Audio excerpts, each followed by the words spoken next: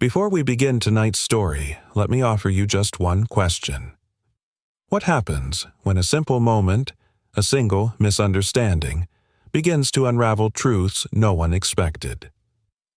In a quiet school inside an ordinary classroom, one little girl wrote a sentence about her father, a sentence so honest, so pure, yet it shook an entire community, not because it was unbelievable, but because no one dared to ask whether it might actually be true. This is a story about a father, a daughter, and the power of one voice that refused to be silenced. A story that starts small, almost invisible, until everything begins to change. If you're ready, settle in, take a breath, and let the story unfold. The sound came first, sharp, violent, unmistakable. Rip. Rip. Even without seeing anything, anyone in that classroom could feel the air change. Conversations died mid-sentence. A pencil slipped from someone's hand and clattered softly against the linoleum floor. A chair leg scraped backward as a kid instinctively recoiled. And then came the cold, clipped voice of Miss Parker, steady, polished, confident in a way that made every word cut deeper. "We don't lie in this classroom, Mia. Janitors don't design billion-dollar security systems." For a moment, the silence became so thick that it hummed. The only movement was the soft flutter of torn paper drifting downward, shredded pieces of a child's dream, falling like pale snow at Mia Cole's feet. Mia stood there, frozen, her breath trembling just loud enough for those closest to hear. Her eyes burned, but not with rebellion, more with the confusion of a 10-year-old trying to understand why her truth was being treated like a joke. Her small hands, still ink-stained from writing that very essay the night before, curled weakly at her sides. Her voice didn't come. She was afraid it might crack if she tried. A few kids snickered quiet, uncomfortable laughs from children who didn't really know why they were laughing, only that the teacher's tone gave them permission. A few others looked down, guilt creeping up their faces, but none of them stepped in. None of them dared. Mia's essay had been simple, honest, full of the soft admiration only a child could write with "My dad designed security systems that protect millions. He works as a janitor now so he can pick me up every afternoon. He says the world can be safer if someone brave enough cares." And now that truth lay shredded on the floor. Just outside the classroom, a slow, rhythmic sound came to an abrupt stop thunk. The wooden handle of a mop knocking softly against the hallway wall. Evan Cole, in his faded custodial uniform, had paused mid-step.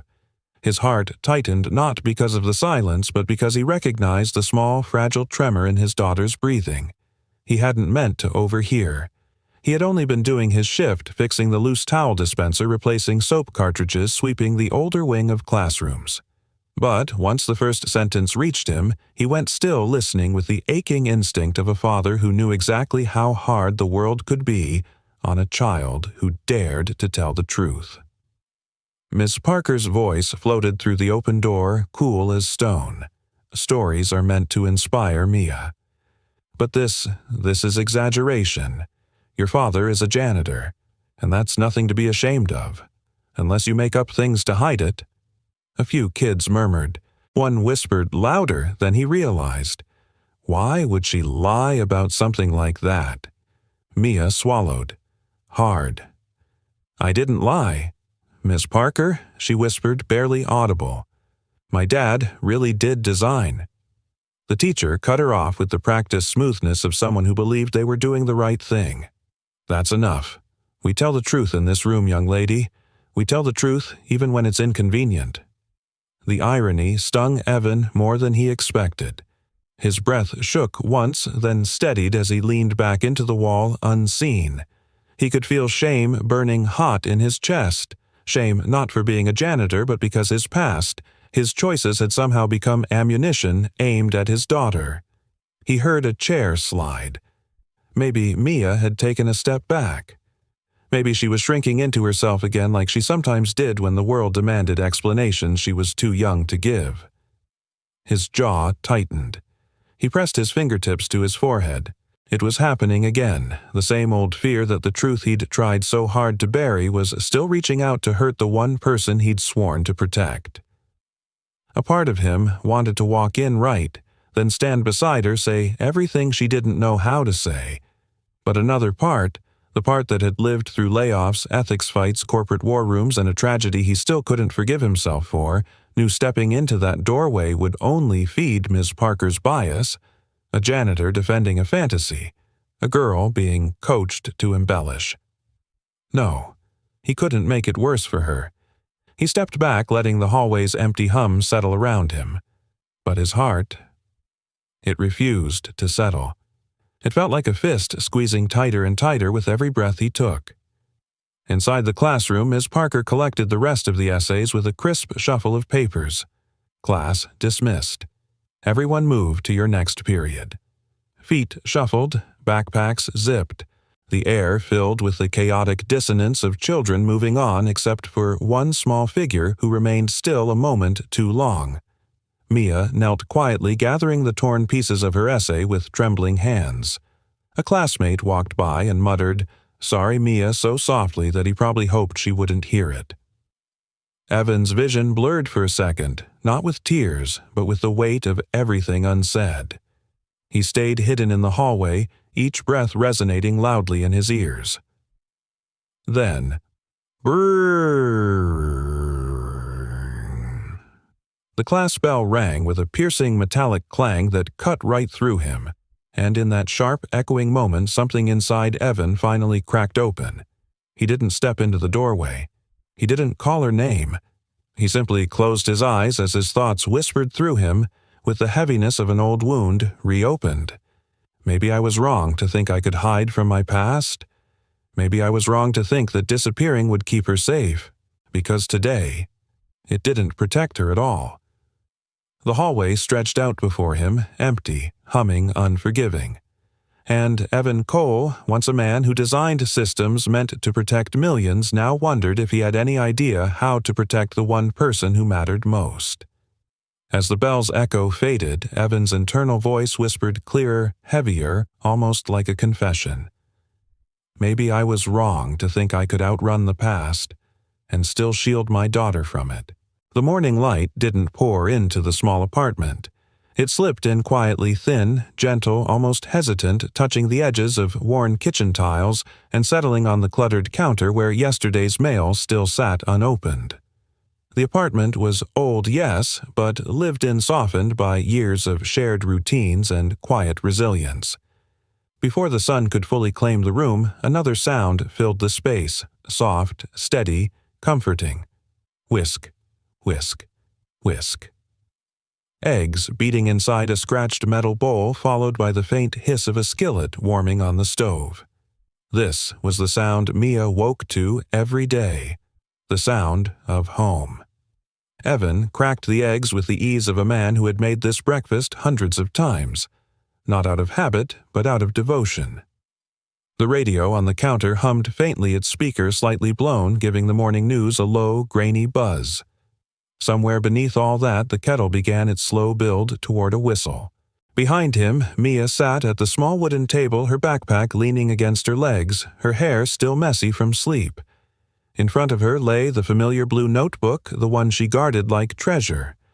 She ran her fingers along the creased edges, tracing the dents and marks from years of use. Inside, pages were filled with interconnected lines, nodes, arrows, annotations written in both careful adult handwriting and the eager scrawl of a child learning to think like an engineer. This notebook wasn't just paper and ink. It was a world. A shared world. The Dream City, as the two of them called it. A city where nobody got left behind. Evan slid a plate toward her, the skillet still whispering heat. "Scrambled or folded?" he asked. "Scrambled," she murmured, flipping open the blue cover.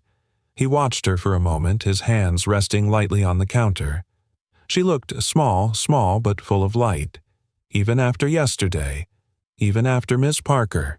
He inhaled slowly, the faint scent of toasted bread filling his chest. She shouldn't have had to defend me, he thought. She shouldn't have to carry pieces of my past she barely understands. But then her pencil started tapping, light, rhythmic, excited. "Dad," she said, "I think I finally figured out the blind corner you told me about. The one at the hospital entrances." He turned, eyebrows lifting in surprise. "Oh yeah, let's see." Mia spun the notebook around. On the page was a cluster of lines, crooked, imperfect, but brimming with imagination. Her voice quickened as she explained, "If people crowd all at once, the scanners can't register every ID badge. You said it could glitch because the angle's wrong here." She tapped a corner she'd circled 3 times.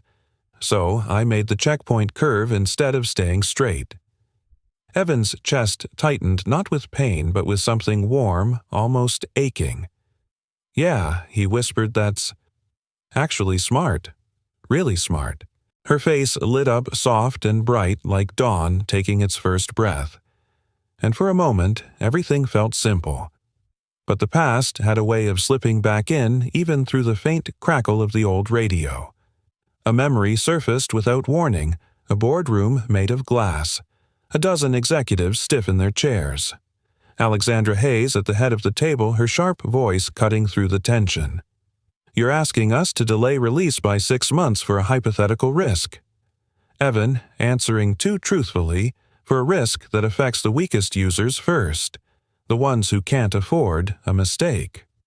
He remembered the silence afterward, the tight jaws, the glances, and the unspoken message. Idealism doesn't sell products. Another memory flashed, a hospital hallway flooded with noise and confusion after a data breach. He had stood helplessly at the nurse's station hearing his wife's medical information had been leaked online. A leak through a system he had built. A flaw he had warned about. Guilt had buried him for years.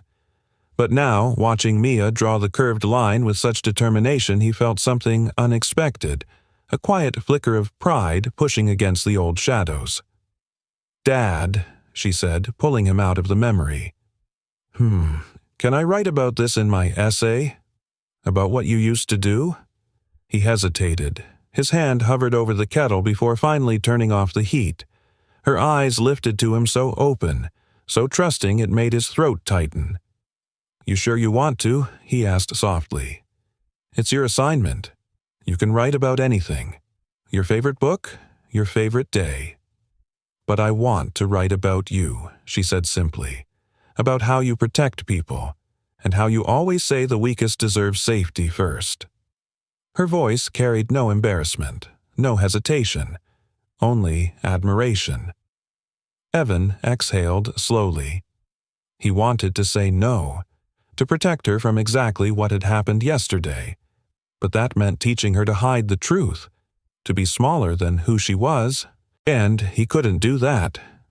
So he forced a small smile. "Okay, kiddo," he said. "Write what's true. I'll deal with the rest."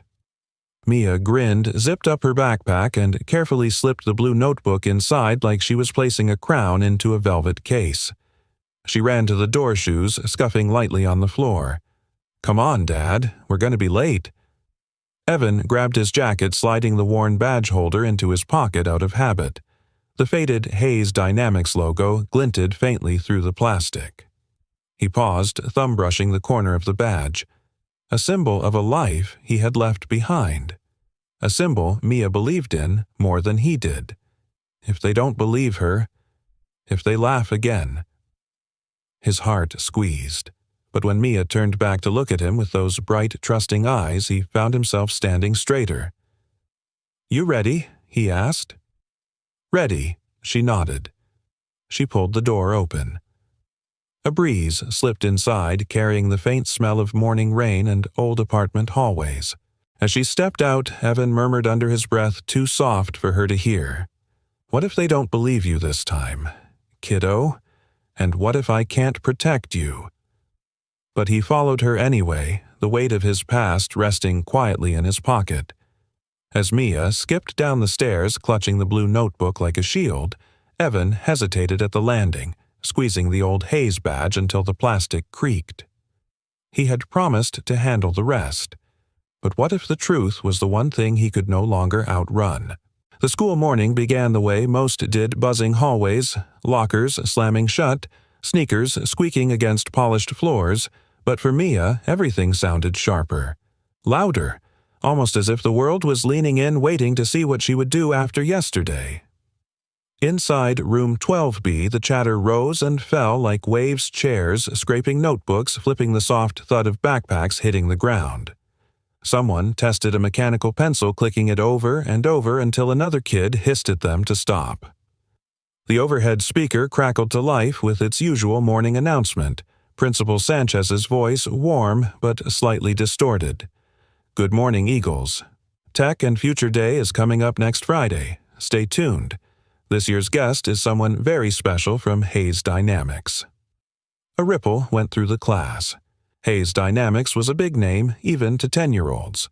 But Mia sat quietly at her desk, hands folded over her blue notebook like she was protecting a fragile secret. She could feel the weight of yesterday lingering in the air, the way some students kept glancing at her just long enough for her to notice, but not long enough to look guilty. Ms. Parker entered with her usual brisk steps, heels tapping rhythmically on the tile. Tap, tap, tap. A sound that always made Mia sit a little straighter. "Good morning, class," the teacher said, her voice bright but controlled. "Please take out your drafts for your personal essays." Papers rustled, zippers opened. A few kids whispered to each other before going silent when Ms. Parker shot them a look. She moved through the aisles, offering warm praise to some students. "Oh, wonderful job. Tyler, your father's work with Senator Reed sounds fascinating. And Olivia, your essay about your mom managing 3 restaurants is impressive." But when she stopped near a boy whose mother worked as a waitress, her tone shifted barely, but enough. "That's nice," she said, then quickly turned away as if there wasn't much more worth discussing. Mia noticed it. Not because she wanted to, but because once you saw the pattern, it was impossible to unsee. Her own heart flickered with uncertainty. If the truth wasn't enough yesterday, what made today any different? Still, she straightened in her seat. She believed in her father, and her truth deserved to be written. Miss Parker approached her desk. The room seemed to quiet all at once. Mia, the teacher, said, voice neutral, "Do you have your draft?" "Yes, ma'am." She handed it over, careful not to smear the graphite mark she'd worked so hard on. The essay was shorter than last night's original because she'd had to rewrite the entire thing from memory after hers had been torn apart. But she had written it again anyway. Not out of defiance, but out of loyalty and hope. Ms. Parker flipped through the pages with practiced efficiency. Mia watched her eyes tighten just a fraction when she reached the section about her father designing early prototypes for the Hayes Shield security system. A whisper drifted from behind her. "She's doing it again." She'll hear you." The teacher's tone shifted, cooling at the edges. "Mia, we've discussed this." Mia swallowed. "It's the truth." A few kids stiffened. A few looked away. One boy, Jamal, who had once been wrongly accused by Ms. Parker of cheating on a math test, even though he hadn't sat up straighter as if he sensed what was coming. Before Ms. Parker could respond, the classroom door opened and another teacher poked her head in. "Parker, quick reminder, career and tech prep meeting in the office right after class." "Yes, thank you," she replied, then closed the door again. The interruption didn't soften her expression. She took a slow breath, the kind adults take when they're convinced they're about to correct a child for their own good. "Mia," she said gently, but with that same patronizing undertone, "dreams are wonderful. But exaggeration doesn't help you. You must learn to separate admiration from reality." Every word felt like a rubber band snapping against skin. Mia's pulse thudded in her ears. "I didn't exaggerate," she whispered. "My dad really worked." "We're not reopening this discussion," Miss Parker cut in. The teacher moved on, but her eyes had caught something, just barely a flash of blue sticking out from Mia's backpack pocket. The blue notebook. The notebook that held the sketches her father had taught her to draw. The notebook that held truths more real than any praise Miss Parker had given this morning. During break time, Mia let her friend Lily peek at the newest draft. Whoa, Lily whispered. "Your dad really did all this?" "Yeah," Mia said softly, though she could hear doubt creeping into her own voice. "He did." "It's kinda weird," another kid said, leaning over. "Why would a guy that smart be a janitor now?" Mia felt that sting again, not from the question, but because she didn't know how to answer it any better than her dad did. The bell rang, signaling the end of the period. As the class packed up, Mia slid her essay into her folder just as Miss Parker approached her desk again. Without asking, the teacher picked up the essay once more. Her gaze lingered on the words, "Hayes Shield Security System." A slow, skeptical frown crossed her face. She whispered something under her breath. Something Mia didn't quite catch, but the feeling behind it chilled her. As the classroom emptied, Miss Parker held the essay a moment longer, her fingers tightening around the page. "Hayes Shield," she murmured, voice low and disbelieving. "No, absolutely not." Her eyes narrowed slightly. She was convinced Mia was lying, and now she intended to prove it. As the last student left the room, Miss Parker stood over Mia's desk, gripping the essay, her gaze locked on those two words in bold pencil, "Hayes Shield Security System." Her voice dropped to a cold whisper. "Not a chance." And with that, she reached toward Mia's backpack. The city pulsed long before sunrise, humming HVAC vents, distant traffic rolling like a low tide, and the faint electronic chirps of skyscraper security systems booting up for the day. Downtown stood polished and alive, all steel bones and glass skin reflecting a world that demanded sharpness, speed, perfection. Hayes Dynamics towered above most of it. Inside, the elevator glided upward with a soft hydraulic sigh, carrying Alexandra Hayes toward another morning that looked on paper like success yet felt in her bones like consequence. She stood still, hands clasped lightly in front of her, listening to the muted hum beneath the elevator music. That hum was familiar, predictable.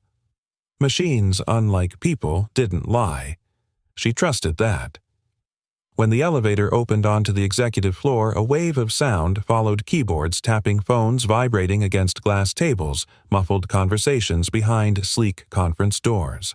Her heels clicked evenly across the marble, a rhythm her staff recognized instantly. Conversations lowered. Doors opened a little faster. Assistants straightened in their seats. "Good morning, Miss Hayes," one greeted. Alexandra nodded, but her mind was already 3 steps ahead.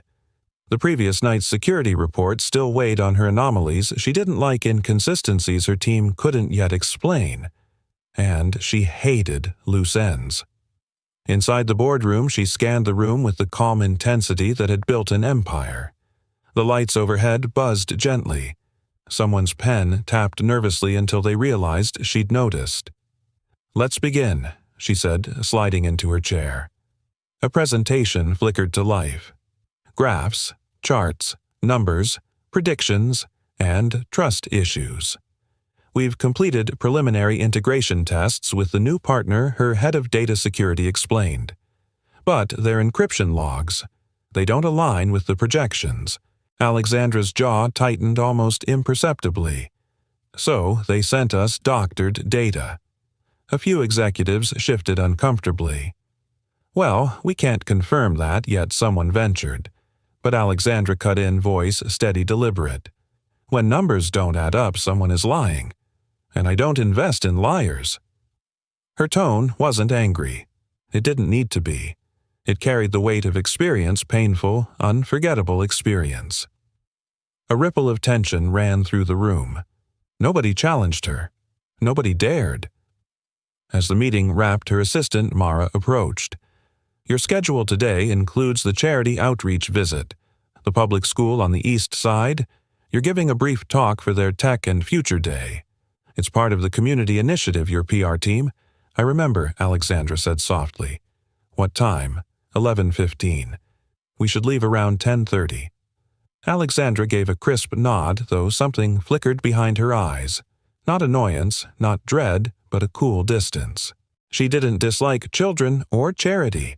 She simply didn't believe in glossy stories for effect. Inspiration was a currency often used by people who didn't mean it, but she would go, because responsibility demanded it. Mara hesitated, then added, "Security flagged another issue in the SHIELD system logs. Something about a structural blind spot that traces back to the earliest version of the prototype. They say no one on the current team understands why it exists." Alexandra paused mid-step. Her heartbeat gave one slow, deliberate thud. A blind spot. In the earliest iteration. Her mind pulled up a memory she hadn't touched in years. A younger engineer, stubborn and brilliant. An argument about protecting the most vulnerable users first. A heated meeting where he challenged half the board and her. Evan Cole. She hadn't spoken his name in so long that it sounded strange, even in her own thoughts. "He left," she murmured almost to herself. "He walked away from everything." "Yes," Mara said carefully, "but the flaw traces back to discussions he once had with you. At least, according to the archived notes." Alexandra closed her eyes briefly, not because of the flaw, but because of the reminder. Trusting people had nearly destroyed her once. Losing trust again, losing control, would be worse. Focus, she told herself. The problem was technical-logical containable. "We'll address it later," she said firmly. "Let's stay on schedule." Later that morning, inside the company car headed for the school, Alexandra reviewed the security report on her tablet. Her eyes scanned the highlighted section Inconsistent User Flow under High Volume Cluster Events, potential blind corner affecting badge authentication. The exact kind of failure Evan had predicted years ago. His voice, firm yet earnest, resurfaced. "If you don't prioritize the weakest users, the whole system is weaker. You're optimizing for the wrong end of the scale." Back then, she'd thought he was idealistic. Maybe naive. Too emotional for a field that demanded logic. But the numbers in front of her, they didn't lie. She closed the file. Outside the car window, the scenery shifted, sleek buildings giving way to small shops, worn sidewalks, the kind of neighborhood she hadn't visited in years. Kids walked in groups, backpacks bouncing laughter echoing faintly across crosswalks. 2 minutes out, the driver announced. Alexandra exhaled long and steady. She didn't know that her past was sitting inside this very school. She didn't know that a child had written his name in pencil the night before. She didn't know that her entire afternoon would tilt on something as small as a blue notebook. But something inside her tightened as they pulled in a quiet signal from a gut that rarely misled her. When she stepped out, the school entrance buzzed with noise footsteps, chatter a PA announcement that crackled overhead. A staff member approached quickly, breathy with excitement. "Ms. Hayes, thank you for coming. Everyone's so thrilled." Alexandra smiled politely, but her mind was already tuning into the sounds around her students. Laughing sneakers squeaking the deep echo of a basketball bouncing somewhere in the gym. And beneath all that, a tug she couldn't name. A whisper from a past she thought she'd locked in a boardroom drawer long ago. She followed the staff member into the building. Each tap of her heels echoed off the hallway like a countdown. Then, as she turned toward room 12B, something in her chest clicked sharply like recognition arriving before reason. This is where it begins, she realized. This is where everything tangled will start to unravel. As she stepped through the classroom doorway, Alexandra paused mid-breath, her eyes catching on a flash of blue in a child's hands.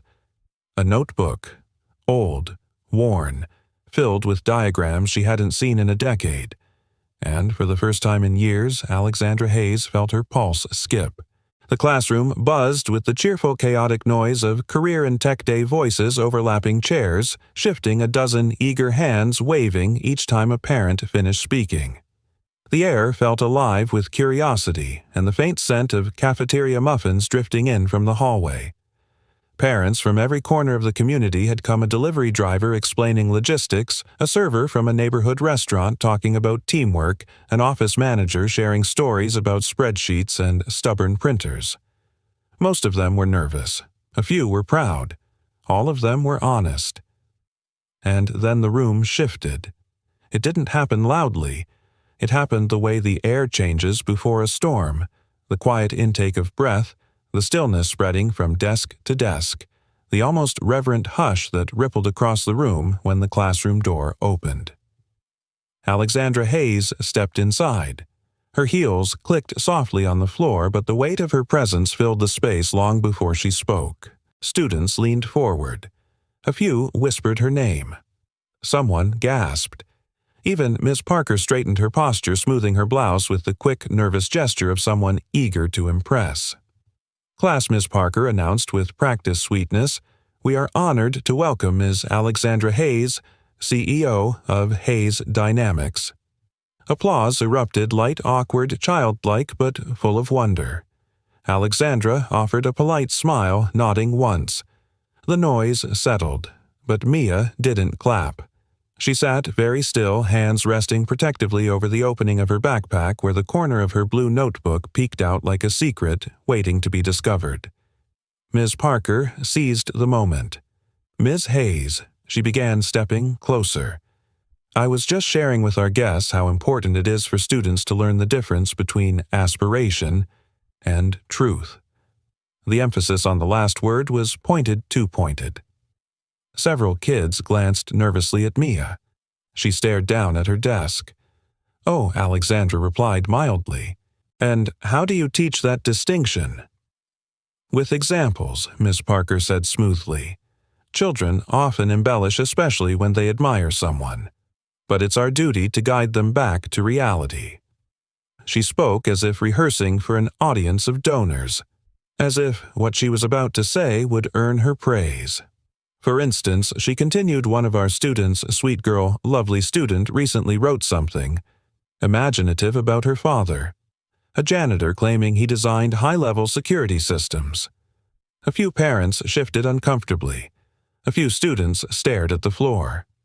Mia felt her cheeks burn. Alexandra didn't blink, but her attention sharpened. "Oh," she asked quietly. "Which student?" Mia Cole. Ms. Parker answered, gesturing toward her.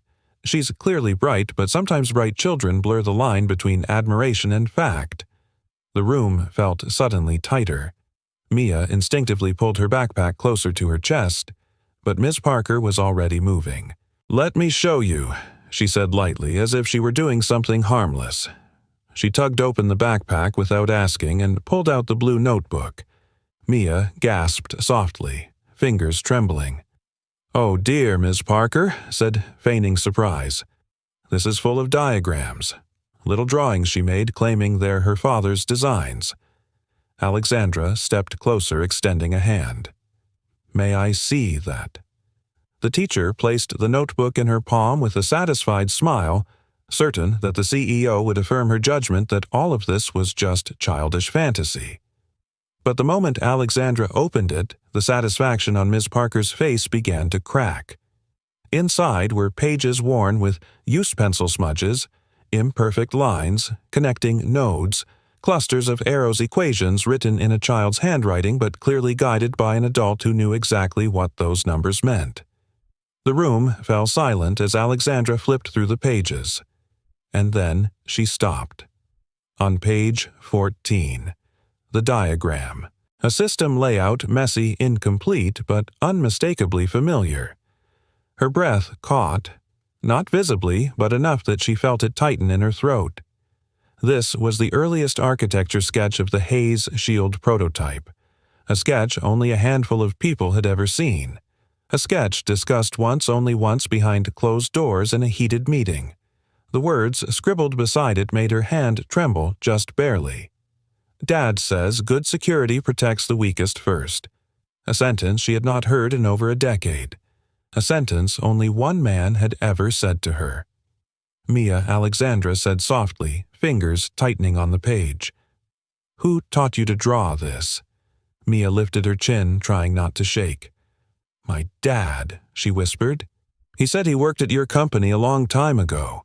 He taught me what he remembered." The class watched as Alexandra's expression shifted.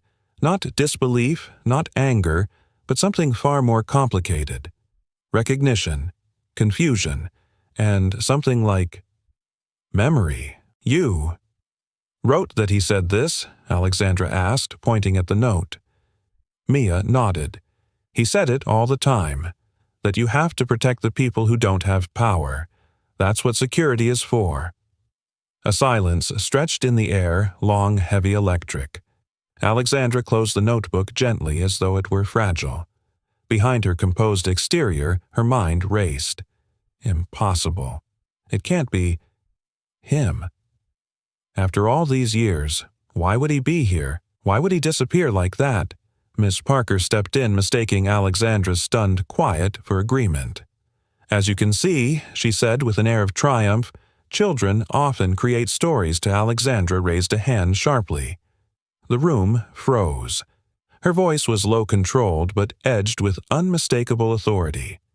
Where is Mia's father now? Miss Parker blinked.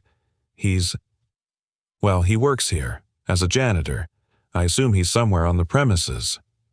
The words struck Alexandra harder than she expected. The air around her seemed to shift. She turned back to Mia, voice shifting from cool precision to something raw. Mia, what's your father's name? The little girl swallowed. Evan, she whispered. Evan Cole. The name landed like a stone dropped into a deep well. Echoing, sinking, unavoidable. Alexandra closed her eyes for a single heartbeat, the weight of a forgotten past pressing into her ribs. When she opened them again, her voice was barely a breath. It can't be him. But every instinct she had, every memory told her it was. The hum of an old fluorescent light buzzed softly above Evan's head as he tightened a loose screw on the flickering ceiling fixture. The hallway was mostly empty except for the distant clang of locker doors and the faint chatter drifting from classrooms. He could feel the building settling around him in quiet, familiar rhythms, the groan of the old pipes behind the wall, the soft drip of a leaky faucet he was planning to fix next. He lived in these sounds. They were simple, predictable. A far cry from the alarms and alerts that once rang through high-tech control rooms. He stepped down from the ladder landing with a soft thud. The scent of industrial cleaner lingered faintly in the air, sharp, sterile grounding. He took a moment to steady himself before picking up his mop and bucket and moving toward the restroom where the sink had been dripping since last week. He didn't go near Mia's classroom during important hours. He never wanted to be the shadow in the doorway, the reminder to his daughter that her father didn't belong among the briefcases, the suits, the fancy careers other parents carried like badges of honor. If staying unseen protects her, then that's where I belong, he told himself. But even as he thought it, a knot tightened in his chest. He was starting to wonder if hiding actually protected anything at all. He crouched by the sink, tightening the valve beneath the basin. The drip slowed, then stopped. For a few quiet seconds, the only sound was his breath and the soft echo of water settling in the pipes. Then a memory crept in, uninvited, unsoftened. A glass-walled conference room. The cold hum of servers behind the wall. The glow of a massive touchscreen filled with security diagnostics. Evan, we need market readiness, not philosophical debates, an executive had snapped. Your concerns slow us down, another argued. You're overreacting. And Alexandra Hayes, brilliant, relentless, standing at the head of the room, eyes sharp as cut steel. You're prioritizing scenarios that hurt our rollout, she'd said.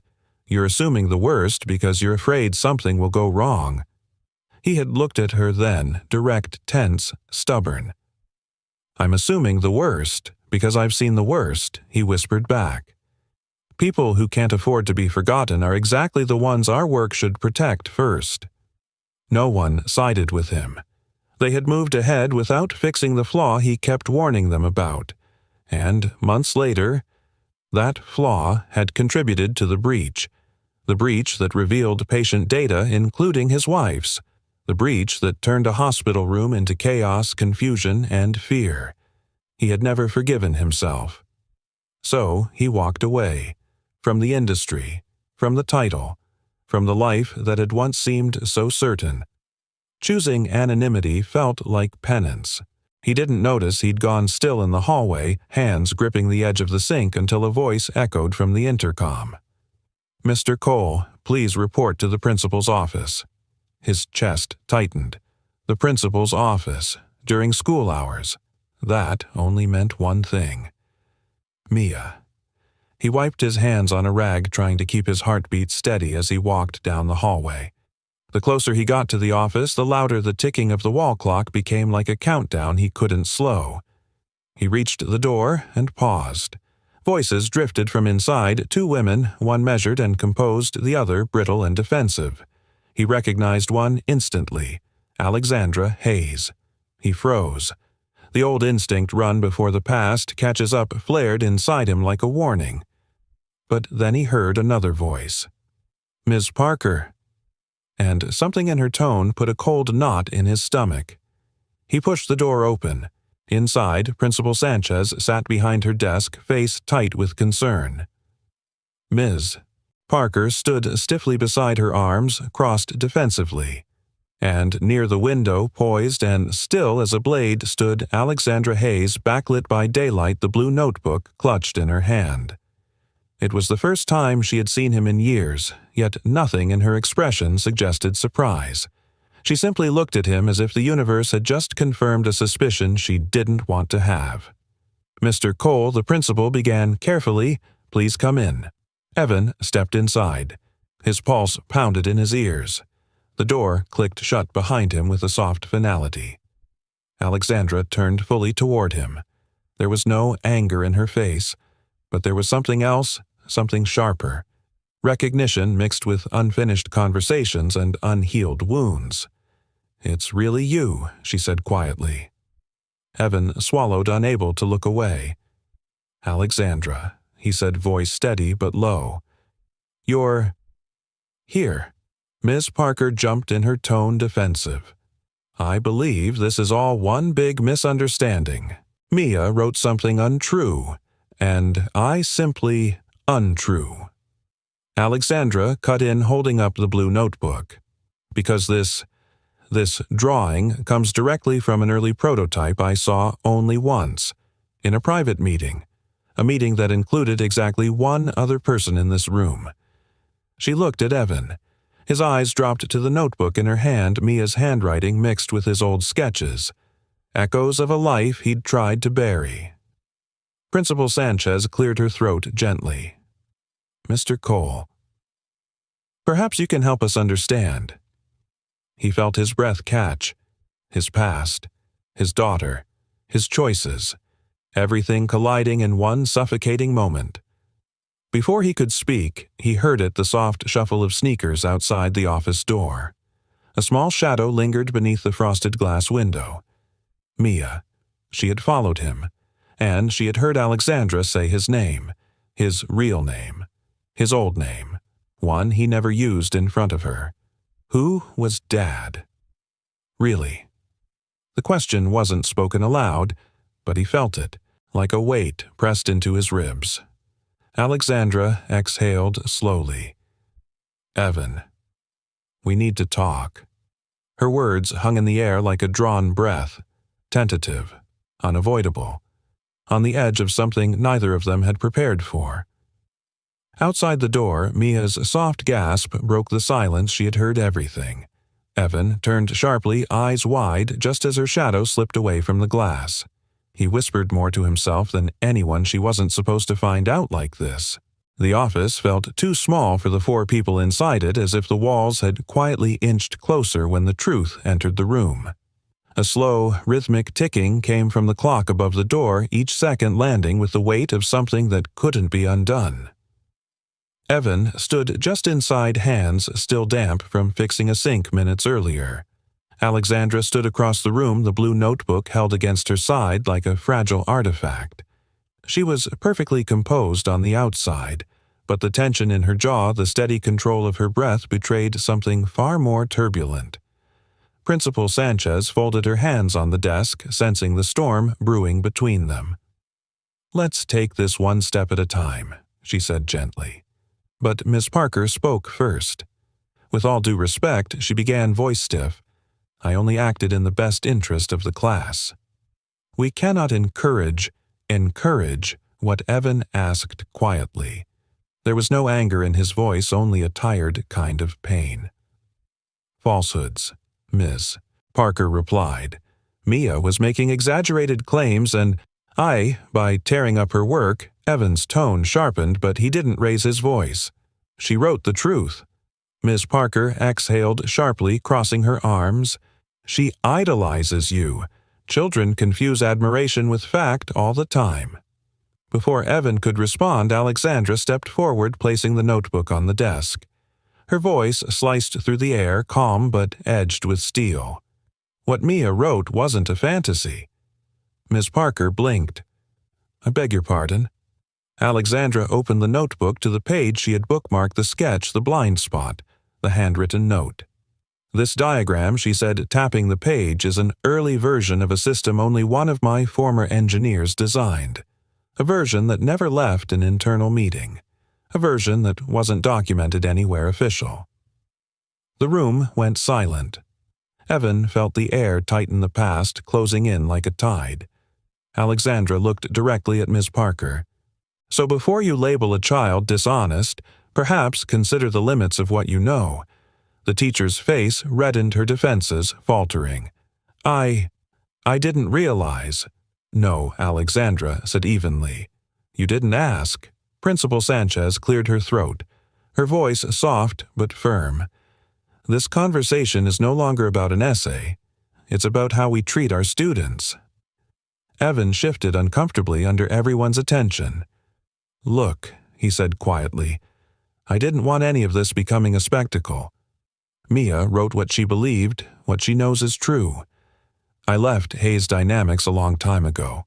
My choices back then, they're not something I want her carrying. Mia, who had been listening outside, pushed the door open before anyone could respond. Her eyes were wide, confused, hurt and searching. Dad, she whispered, why didn't you tell me? Her small voice cracked something inside him. He knelt beside her, the old janitor uniform wrinkling at the knees as he faced her honestly. I wasn't hiding who I was, he said softly. I was hiding who I failed to be. Mia frowned. But you told me the truth. You taught me everything in that notebook. Evan swallowed. I taught you the parts I wasn't ashamed of. The air shifted heavy with a decade of unspoken regrets. Alexandra watched him. Really watched him for the first time since he left the boardroom years ago. There was something in her gaze that softened not out of sympathy, but recognition. She stepped closer. Evan, she said quietly, we're dealing with a problem. A big one. The same blind spot you warned us about. It's surfacing again. The team can't explain it. He didn't respond immediately. He looked down at Mia instead, brushing a loose strand of hair behind her ear. Your father, Alexandra, continued addressing the principal as much as the room was one of the best system architects we ever had. When he left, we lost something important, more important than we realized. Ms. Parker's voice trembled. I didn't know any of this. I thought that she was lying, Evan asked not unkindly. Or that she shouldn't dream too big because her father wears blue coveralls instead of a suit. Miss Parker flinched, but before the moment could turn cruel, Alexandra stepped in. This isn't about blame, she said. It's about responsibility. Her gaze landed on Evan again, steady and unblinking. If what your daughter says is true, and I believe it is, then the system currently protecting millions has a flaw. Only you can explain. The room seemed to hold its breath. You walked away from the industry, she continued, but the consequences didn't walk away from you. Evan's jaw tightened. He knew that. He'd always known. Mia looked up at him, voice barely above a whisper. Dad, if people are in danger, shouldn't you help? His heart twisted. He had spent years trying to shield her from that world, from his own guilt, from the weight he'd been carrying since the breach. But hearing her say it, it pierced right through the wall he'd built. He glanced at Alexandra, her eyes steady waiting. He glanced at Miss Parker, her defensive posture now replaced with uncertainty, maybe even regret. He glanced at the principal, who simply watched him with quiet expectation. And then he looked at Mia, his whole world in one small frame. He exhaled, long, heavy, like a man standing at the edge of a truth he could no longer avoid. Before he could answer, the school bell rang sharp, sudden, loud enough to make everyone jump. The sound echoed through the office, bouncing off the walls like a question demanding to be answered. Alexandra stepped closer, lowering her voice to a quiet challenge. "Evan, are you really going to stay in this hallway and pretend it's not your problem?" His breath caught. Mia squeezed his hand. The world tilted. Evan didn't respond, not with words. But the look in his eyes said everything. He was standing at a crossroads, and whichever direction he chose, nothing about their lives would remain the same. The school's staff conference room was never meant for moments like this. Usually it hosted mundane things, budget updates, bake sale plans, reminders about early dismissal.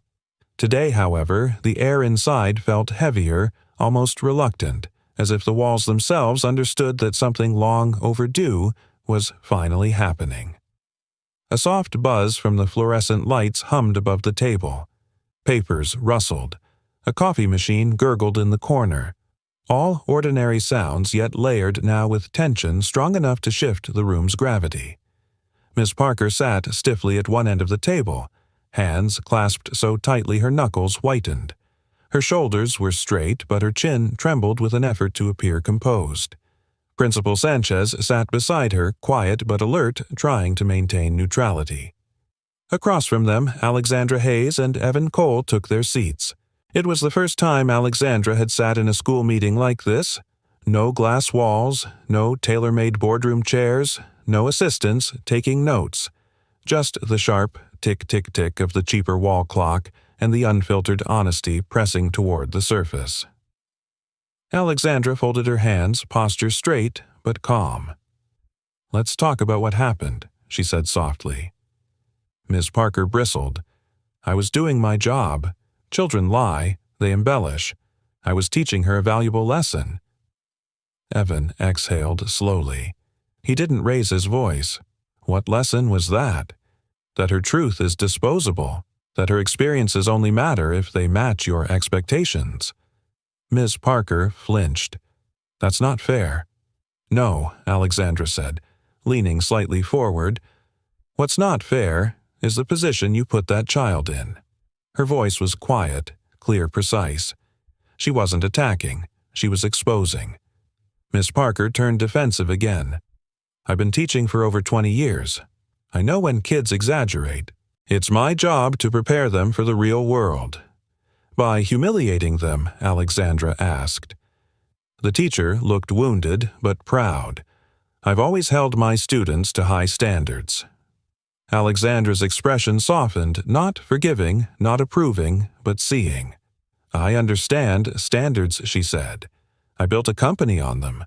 I know what it means to be strict, to demand excellence, to expect more from people than they do from themselves." Her voice dipped, carrying something deeper, an echo of betrayal of too many broken promises.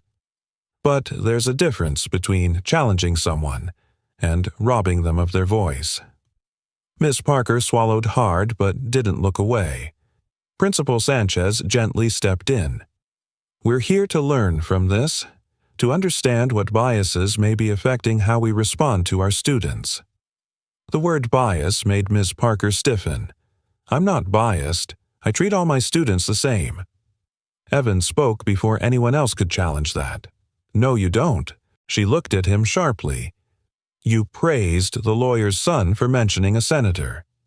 Evan continued, voice calm. "You dismissed another child's essay because his mother works in a restaurant." Ms. Parker blinked rapidly. "That's not, And you assumed my daughter was lying," Evan said, "because you couldn't imagine someone with my job title having the life she described." Silence pressed into every corner of the room. Ms. Parker's eyes glossed. "I was trying to protect her. Children can be cruel. I didn't want her to be mocked for building fantasies." Evan shook his head. She wasn't writing a fantasy. She was writing about her father. That's sacred. Alexandra looked between them, taking in every word.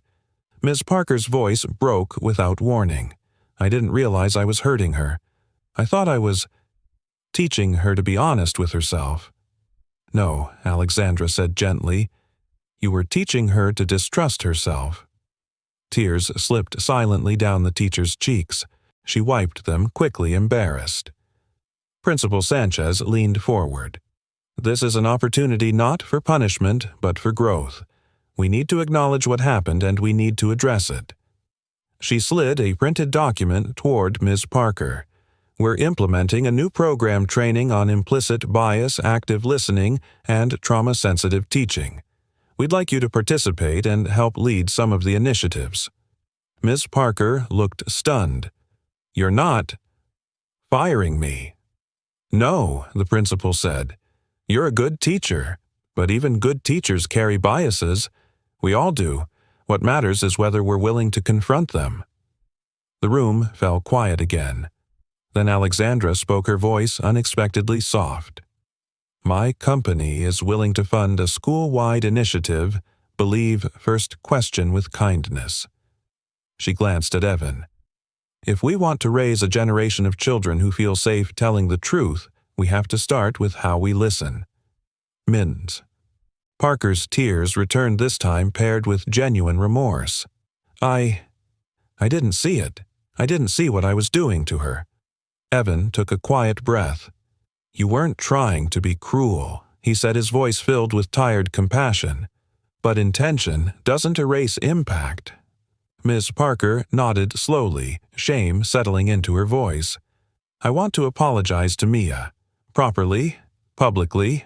You will, the principal assured her. For a moment, no one spoke, and yet the silence wasn't suffocating. It felt like the first deep breath after holding one too long. Finally, Ms. Parker whispered, I thought I was teaching truth, but I wasn't even seeing mine. Her voice trembled.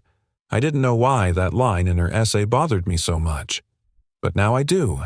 I've dismissed kids before when I didn't think their stories fit what I believed about their families. She wiped at her eyes. I didn't realize how much harm that caused. Alexandra nodded, unexpectedly gentle. Growth looks like that. It starts with discomfort. Evan stared down at the table, then said quietly, Mia will forgive you. She forgives people easily, sometimes too easily. And you, Ms. Parker, whispered. He hesitated, then exhaled. I'm working on it, he said, one step at a time. There was no accusation in his tone, just truth, simple human truth, the kind that settled quietly in the heart. As the meeting ended, Miss Parker lingered in the empty classroom. She knelt beside Mia's desk, reached into the trash bin, and pulled out one torn scrap of paper she had thrown away. She smoothed it gently with trembling fingers. On it, in Mia's handwriting, was one sentence.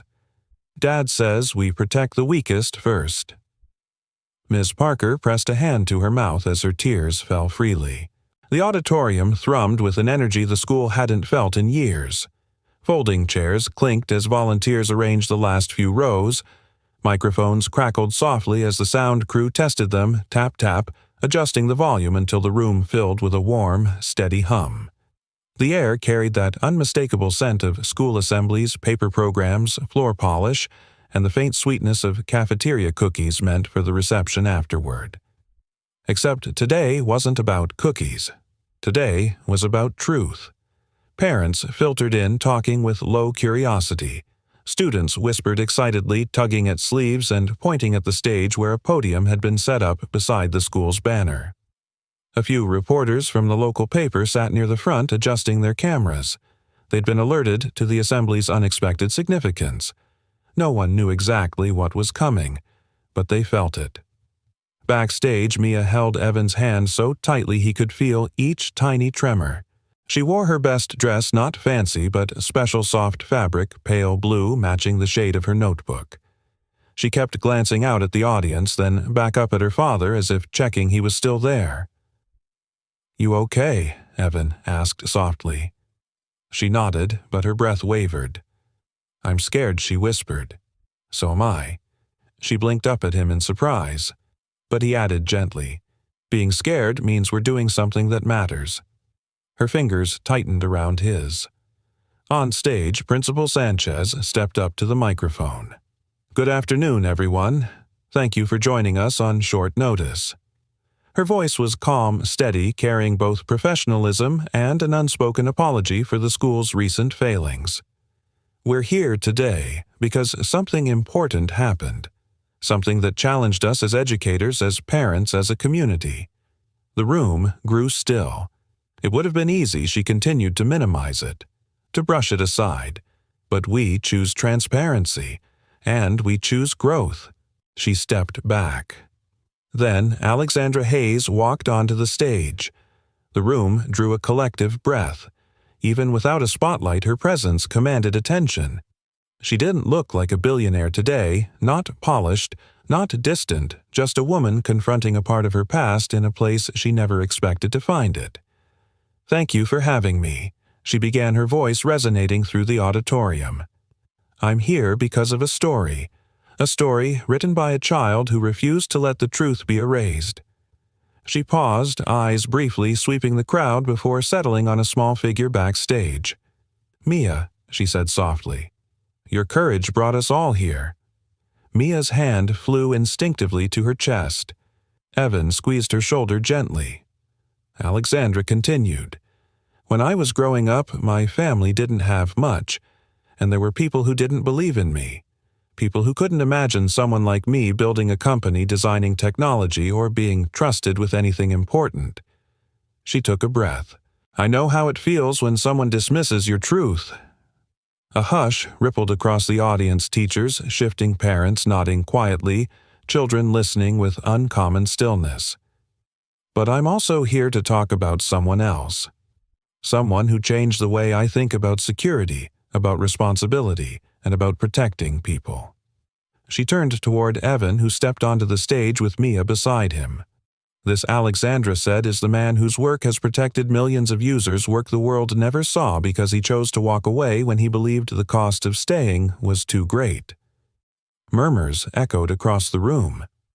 Evan stood awkwardly, hands clasped, the janitor uniform suddenly too small for the weight of everything being said about him. He cleared his throat, adjusting the microphone lower. I'm not sure I deserve that introduction," he began. Laughter rippled softly, gentle, encouraging. He glanced at Mia before continuing. "I left my old job because I made mistakes that hurt people I loved. I thought stepping away would protect what mattered most." He inhaled. "But my daughter reminded me that hiding the truth doesn't fix anything. It just keeps us small. And small isn't what our kids deserve." Mia took a step closer to him, holding his hand proudly. "I didn't tell Mia not to write her story," he said, "because I didn't want her to ever think her truth wasn't worth telling." A wave of applause rolled through the auditorium, genuine, warm, the kind that wraps around a person like a soft coat. Then it was Ms. Parker's turn. She walked out slowly, as if each step cost her a measure of courage. Her eyes were red but steady. She stopped at the microphone, breathing deeply before speaking. "I owe this community an apology," she said, voice trembling despite her effort to control it. "I thought I was teaching honesty, but I was only teaching my own limitations. I judged a child based on her father's job title, and that is a mistake I will never make again." The crowd held its breath. "I'm sorry, Mia," she said, turning to the girl with sincerity that radiated through the room. "And I promise you and all my students that I'm learning to see better, to listen better, to believe first." Tears glimmered in Mia's eyes. Another quiet wave of applause rose, some parents nodding deeply, others wiping their cheeks. Moments like this were rare, raw, human. Principal Sanchez returned. "As part of our commitment to growth, this school will be participating in new programs focused on bias awareness, empathy, and listening. And thanks to Hayes Dynamics, we're launching a new initiative centered on student storytelling and community trust." Mia squeezed Evan's hand hard enough to make him wince. Then Alexandra leaned toward the mic once more.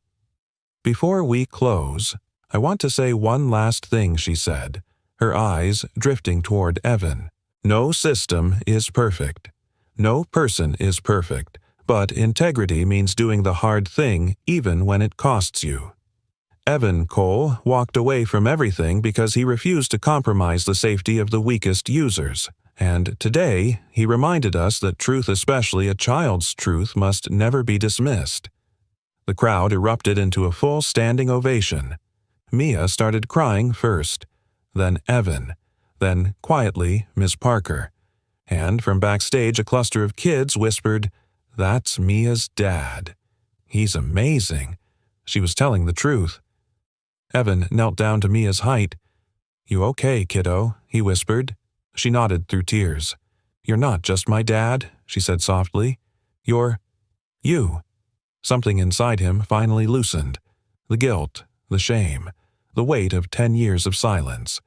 He picked her up just for a moment and held her while the applause washed over them. As the crowd began to settle, Alexandra stepped close to Evan, speaking quietly, so only he could hear Hayes. "Dynamics needs someone who understands people the way you do. I don't just want you back, Evan."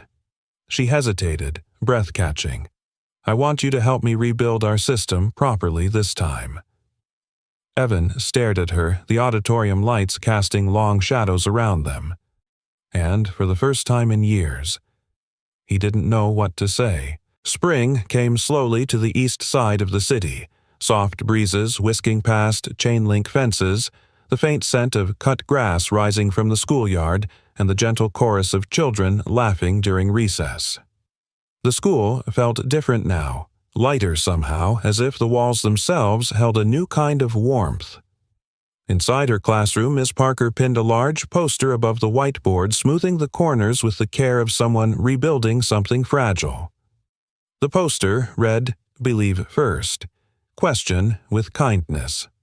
Below it, colorful drawings from students decorated the wall, family portraits, dreams for the future, small notes about someone they admired. This wasn't just decor, it was a declaration, a new foundation. Meanwhile, in the newly formed STEM club, excitement buzzed like electricity. The school had never had a club like this. They now had a modest but spirited innovation lab equipped with donated tablets, small coding kits, and gently used equipment Hayes Dynamics had pulled from its retired inventory. The space hums with curiosity.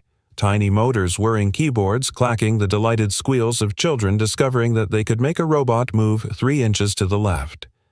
In the center of it all was Mia, confident in a way she'd never been before. Her hair was tied up in a messy ponytail, her eyes alive with ideas. "Dad," she said, tugging at Evan's sleeve. "Watch this." She pressed a button on her small circuit board. A tiny LED blinked in a sequence, 3 short flashes, 2 long. Evan grinned. "That's your safety signal." "Yep." If something fails in the system, the light changes and it tells the other devices to switch to backup mode. She paused, cheeks warming slightly.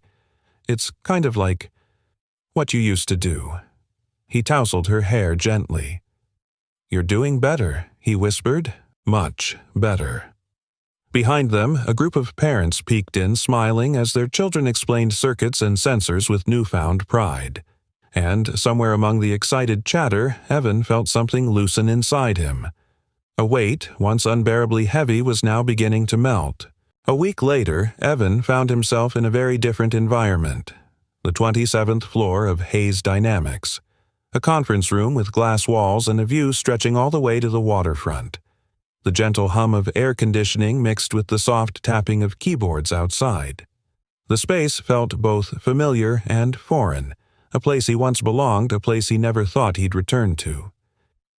Alexandra entered with her usual quiet authority, a folder under her arm, and exhaustion behind her eyes that only someone who knew her well could see. "Coffee?" she asked, setting a cup beside him. "I remember you only drink it black," she added.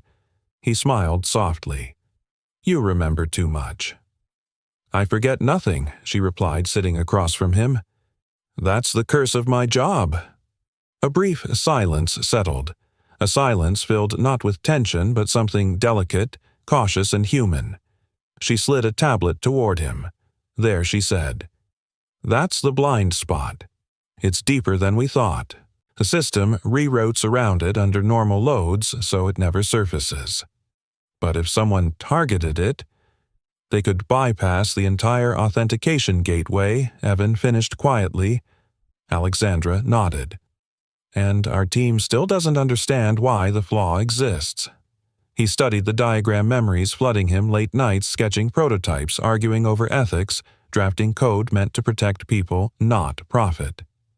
"It's because the system was built backward," he said finally. "It protects high-value users first." Alexandra looked at him, eyes darkening with realization. "You warned us," she murmured. "And you warned me," he countered gently, "that I was letting fear drive my work." He wasn't accusing. He was remembering. She inhaled. "We were both right, and both wrong." Something softened between them, then an invisible thread reconnecting after years of strain. They spent the next hour mapping solutions, debating approaches, challenging each other the way they used to. But this time, something was different. No egos, no corporate pressure looming overhead. Just two minds with the same goal. And, beneath it all, something warmer, unspoken. That evening, Alexandra joined Evan and Mia at their apartment for dinner. The setting couldn't have been further from downtown's gleaming towers, old hardwood floors, mismatched plates, a tiny stove that squeaked when you opened it. But to Mia, it was the safest place in the world. Alexandra sat at the small kitchen table absorbing the sensory details. She wasn't used to the soft pop of a pot simmering on the stove, the quiet hum of the refrigerator door not sealing perfectly the warmth of a home built from love instead of luxury. Mia placed a plate in front of her. "Be careful," she warned earnestly. "Dad's meatloaf is either really good or really good." Alexandra smiled, a real smile this time, not the polished one meant for investors. "I'll take my chances." They ate, they talked, and for once Alexandra wasn't analyzing anything. She was simply present. After dinner, Mia pulled out the blue notebook. "Want to see our new blueprint?" she asked. Our Alexandra echoed. Mia nodded proudly. "Dad and I are designing a safer version of the school's visitor system." And he said, she glanced at Evan, cheeks rosy. He said, "Maybe you could help, since you know a lot about security and stuff." Alexandra blinked, caught off guard. "Me?" she asked softly. "Yeah," Mia said. "You're super smart. Dad says that even when he's annoyed." Evan nearly choked. Okay, hold on," Alexandra laughed, a bright warm sound that filled the tiny kitchen. "I'd be honored," she said. And just like that, something shifted. Not dramatically, not with fireworks, but with a steady warmth that felt like the first hint of spring after a long winter. As Alexandra put on her coat to leave, Mia whispered to Evan, "Dad, do you think people can be strong and kind at the same time?" He looked at Alexandra standing in the doorway, her posture firm, her eyes soft. "Yeah," he murmured. "I think some people can." "Do you trust her?" Mia asked. Another breath. "I'm learning to," he said. And in that small answer, an even bigger truth settled. They were all learning something new. As Alexandra stepped into the hallway, she turned back with a quiet expression, something between a question and a promise. "Evan," she said softly, "when you're ready. There's something I want to tell you." He froze. Her eyes held his for a long, delicate second. And then she left, leaving behind a silence thick with possibilities. The school hallway smelled faintly of lemon cleanser and warm dust, a scent that had drifted through those corridors for decades. But this morning it carried something softer beneath it, something hopeful. Children's footsteps thudded rhythmically from classroom to classroom, laughter echoing in the distance like the warm hum of life returning after a long winter. And woven through it all was the familiar sound of a janitor's mop gliding across the floor. Except today, that sound meant something different, Evan pushed the mop bucket gently, letting the steady swish of water against tile calm his breath. For years, that sound had been a reminder of everything he'd walked away from: his career, his dreams, his ambitions. It had been the rhythm of hiding. But today, as sunlight streamed through the hallway windows, the mop's soft glide felt like something else entirely. A beginning. Down the hall, colorful banners fluttered slightly as the ventilation system kicked on. Safe Futures Lab, inspired by Mia and Evan Cole, was printed proudly across a large banner. Below it, students buzzed with excitement, lining up for the grand opening of their new innovation lab. And in a glass case at the entrance of the lab sat the little blue notebook. Not as a trophy, not as a monument, but as a reminder of where courage begins. As Evan approached the lab, the hallway lit up with the warm glow of overhead lights, and he felt the years of guilt, fear, and self-doubt loosen their grip on his shoulders. "Dad, we're starting," Mia's voice called out. She barreled down the hallway, ponytail bouncing, excitement spilling from every breath. She was holding a pair of scissors decorated with ribbons, the ceremonial kind. "You're supposed to be up front," she said, tugging him toward the growing crowd. "I thought this was your moment," he teased. "It's ours," she countered, eyes bright. The truth of that sank deep into his chest. Inside the lab, Principal Sanchez adjusted the microphone as parents, teachers, and several Hayes Dynamics engineers gathered around. The room hummed with anticipation. On the work tables, small robots blinked to life. LED circuits flickered, and code lines scrolled across donated tablets. At the front of the room, Alexandra Hayes stood waiting. She wasn't dressed like a CEO today. No power suit, no signature heels. Just a simple blouse and soft jacket, her posture relaxed, yet purposeful. She offered Evan a small smile, gentle knowing, carrying the weight of everything unspoken between them. "Ready?" she asked quietly. "No," he said honestly. She laughed softly. "Good, that means it matters." Principal Sanchez tapped the microphone. Feedback buzzed briefly, then settled. "Thank you all for joining us. Today is not just the opening of our new Safe Futures Lab. It's the celebration of a truth we learned the hard way, that our greatest strength lies in listening to one another." She gestured toward the blue notebook.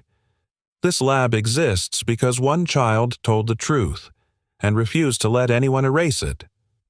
Mia squeezed her father's hand, and because her father Sanchez continued, showed us what integrity looks like. The room erupted in gentle applause. Not loud, not flashy, but warm enough to settle into the heart. Alexandra stepped forward. When the school asked for help improving their tech literacy, she began, "I expected to offer a simple sponsorship, some equipment, a workshop, maybe two." She shook her head softly. "But instead, I found something that changed everything. I found a blueprint not for a system, but for a community." She glanced at Evan, her voice softening. "I found the courage to question old assumptions, and the wisdom of someone who understood long before I did that safety is about people, not code." Evan's breath caught his throat tightening. When it was his turn to speak, he stepped to the microphone slowly, palms damp. "I don't have a prepared speech," he admitted, earning a chuckle from the room. "I was never good at these things." He looked at Mia. "I just know that this—" His voice thickened. "This is the first time in a long time I've felt like I'm exactly where I'm supposed to be." He paused, letting that truth settle. "But whatever I am, janitor, engineer, father, I've learned that the most important work any of us do is invisible. It happens in conversations, in hallways, in classrooms, in listening when it's hard, in believing when it's easier to doubt." He breathed in deeply. "My daughter taught me that." Mia's eyes shimmered with pride, and then with a shared glance, father and daughter cut the ribbon.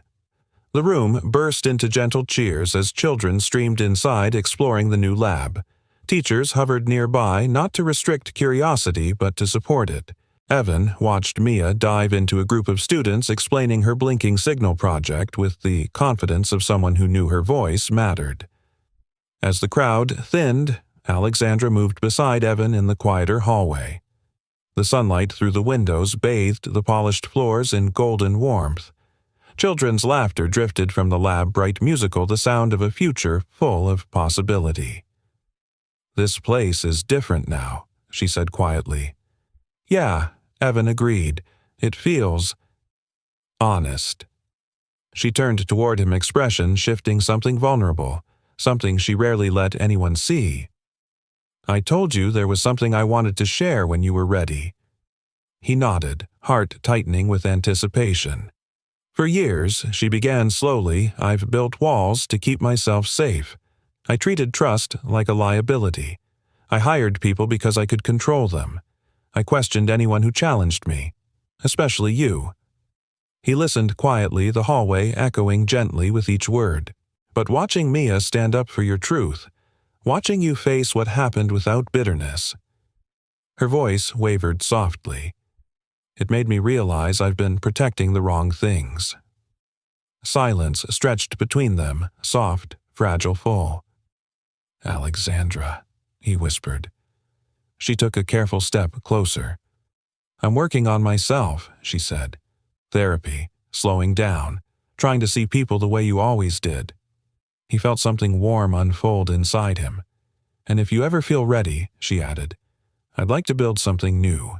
Not just code, not just systems." She paused, "but something human." The confession hung in the warm hallway air like a tender bridge built from both sides. Evan felt the weight of his past ease.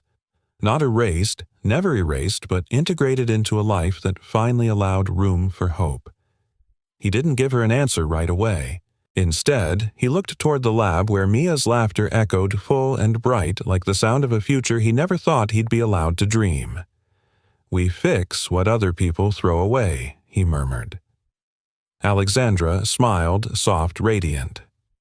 "Including ourselves," she finished. They stood side by side, not touching but connected with trust slowly weaving itself back into their lives. A few steps away, the blue notebook rested safely behind the glass, a testament to truth, told by a child who believed wholeheartedly in her father. And somewhere deep inside the hallway, a place once heavy with shame light settled gently as if it had been waiting for this moment all along. The world is full of blueprints, systems, plans, designs, but the ones that matter most are built in quiet hallways by people who choose truth over fear, kindness over pride, and courage over silence. And sometimes, if we're lucky, those blueprints lead us home. Sometimes the most beautiful blueprints in life aren't drawn on paper. They're shaped quietly through the way we treat one another, through how we listen, how we choose kindness, and how we protect the ones who need it most. Evan, Mia, and even Alexandra remind us that healing doesn't always look like a dramatic moment. Sometimes it's a small truth spoken bravely. Sometimes it's saying, "I'm sorry." Sometimes it's finally believing that we are worthy of second chances. If this story touched you, if it reminded you of your own journey or of someone who once believed in you when no one else did, I invite you to share your thoughts, feelings, or stories in the comments. Has something like this ever happened in your school, your home, or your community? Your story might be the one that inspires someone listening tonight. And before you go, let me ask, where are you watching from? I love seeing our storytelling family coming together from all corners of the world. If you enjoyed this story and want more heartwarming tales of healing, love, and hope, please remember to like, subscribe, and turn on the notification bell so you never miss the next story. Thank you truly for spending your time here. Thank you for listening, for feeling, and for being part of this journey with us.